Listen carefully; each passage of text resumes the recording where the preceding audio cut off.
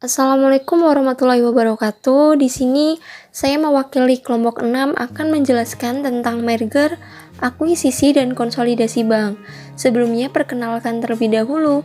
Di kelompok 6 ini terdiri dari 4 orang anak. Yang pertama adalah Fatihatun Nikmah, 2 Aji Danang Saputra, 3 Safitri Desi Rahmawati, dan yang keempat Angel Nugrahisti Cahyaning Tias.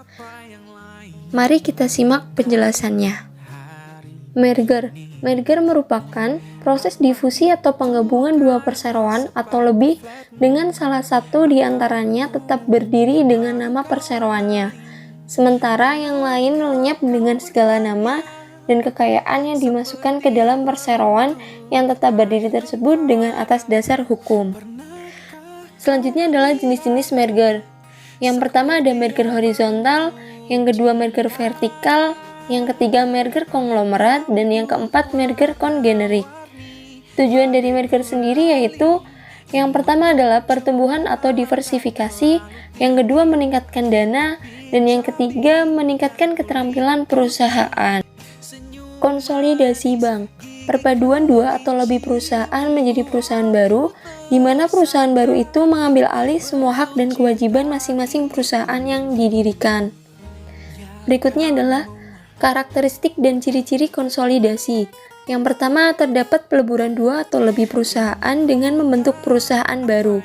Dan yang kedua, setiap perusahaan lama yang bergabung akan dibubarkan tanpa melalui proses likuidasi.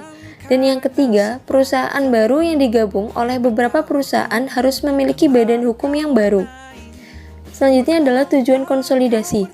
Tujuan konsolidasi tersebut adalah yang pertama, menyelamatkan aset perusahaan, yang kedua memperkuat diri perusahaan, dan yang ketiga mengurangi resiko tingkat persaingan, dan yang keempat diversifikasi produk atau jasa. Akuisisi, pengambilan kepemilikan suatu perusahaan oleh perusahaan lain yang dilakukan dengan cara membeli sebagian atau seluruh saham perusahaan tetapi tetap memiliki badan hukum sendiri. Karakteristik dan ciri akuisisi.